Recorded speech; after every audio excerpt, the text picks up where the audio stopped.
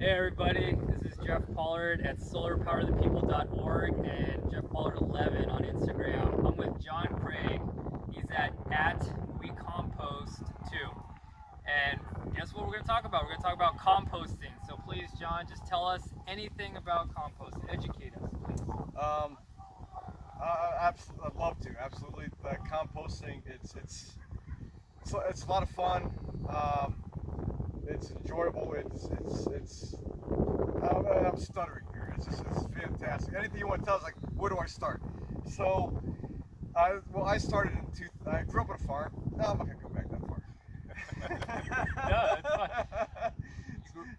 So, 2012, I took a master composter class, learned about worms, and I've been going down that wormhole ever since. There's so much to learn, so much to know, and you just can't know it all.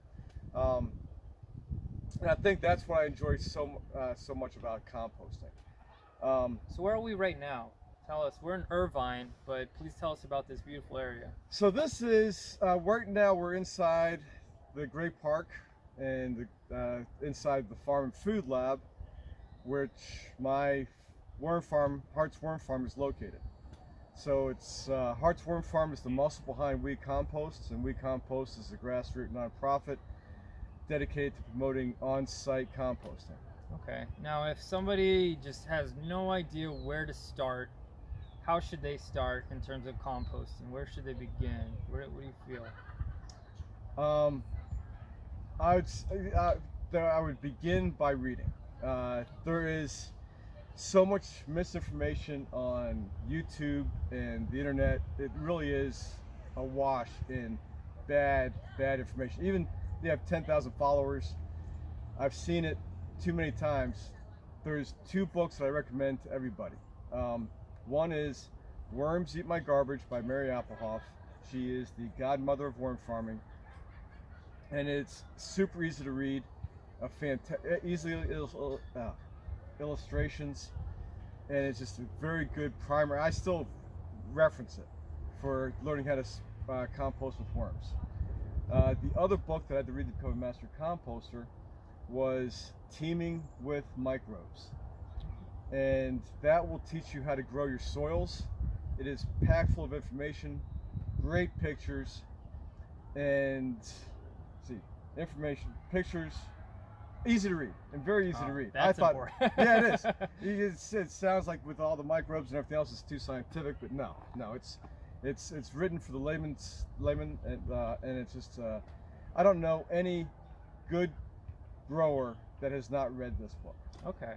Now, if somebody wanted to get more physical at it, how would they get started, and can we incorporate your symbol here to kind of demonstrate how they could get started physically? Sure, absolutely. Thanks.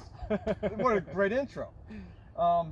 So this is actually a composting symbol. It's one that I'm hoping becomes a universal symbol for composting, because there isn't one. The reason I created this is, well, because there isn't a symbol for it, but I used the recycling symbol because Mother Nature is the original recycler, and she does it through composting. And I changed the colors to help educate people on how exactly and what you need for composting. So you need 4 elements. You need air, water, browns are your carbons, and greens are your nitrogens. You get those 4 elements in the right proportions, and you will make excellent compost. The thing is, even if you don't get those 4 elements perfect, even if it's not even close, you're going to compost. There's a saying that compost happens, and it's absolutely true. There's different types. There's hot composting, there's worm composting, there's passive composting. We have a coffee path. Sometimes we just a brush pile. That is passive composting. Throw it down and it'll compost. If you failed at everything in your life, simply everything, the one thing that you cannot fail in is composting.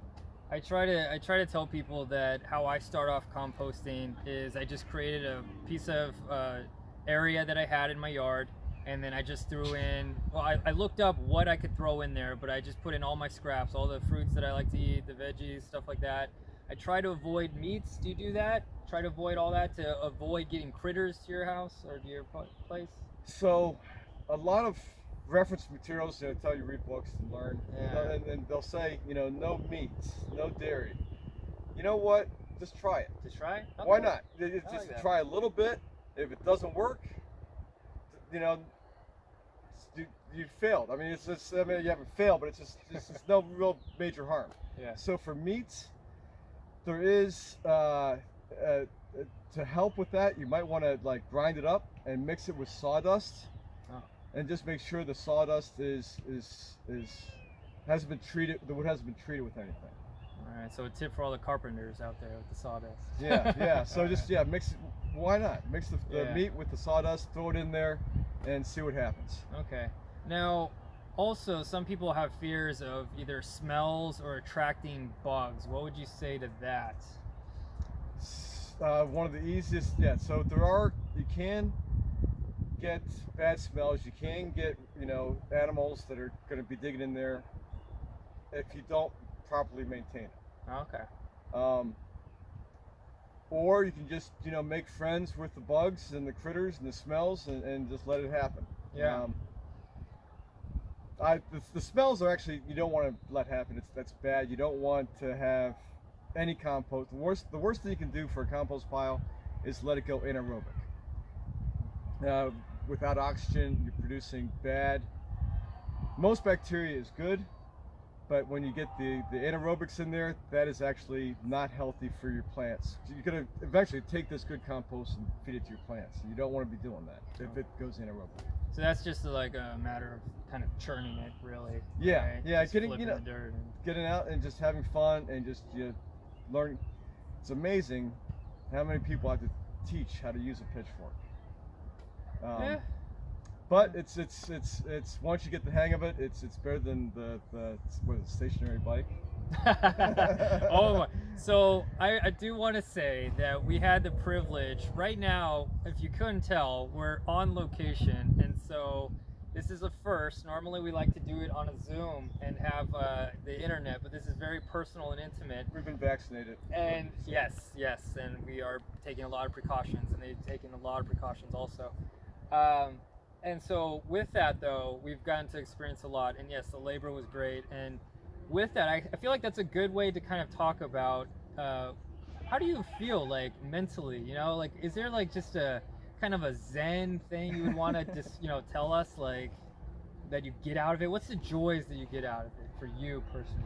It is, just being outside in nature. It is almost a meditative state when you're, working in nature, in the soil, getting your hands dirty, sorting worms. It actually is. Your mind goes nowhere else but right there, and it's relaxing. Yeah. And in fact, there's been studies, and I'm not sure exactly how it works, but when you get your hands soaked in the dirt and the microbes in the soil get on your hands, it activates somehow, some way, the serotonin in your brain, producing endorphins, which make you happy, which I can't, get enough of. So it actually is a drug. I appreciate you saying that, because that's what I like to convey to them, is just this idea that you really do get a sense of peace with yourself, and it's just a great way to kind of give back also to nature. But yeah, so I mean, I think we said what we did. This was great. By the way, this guy, he helped me move a 500-pound worm bin. Absolutely awesome. Thank Didn't break. you. No one got hurt or injured. Didn't break his. No broken bones. And Awesome guy. I want to thank Devin, who's behind the Yeah, camera there. Devin was helping too. He's waving now. Yeah, you can't see him. But yeah, thank you, John. Thank you. John Craig at We Compost 2.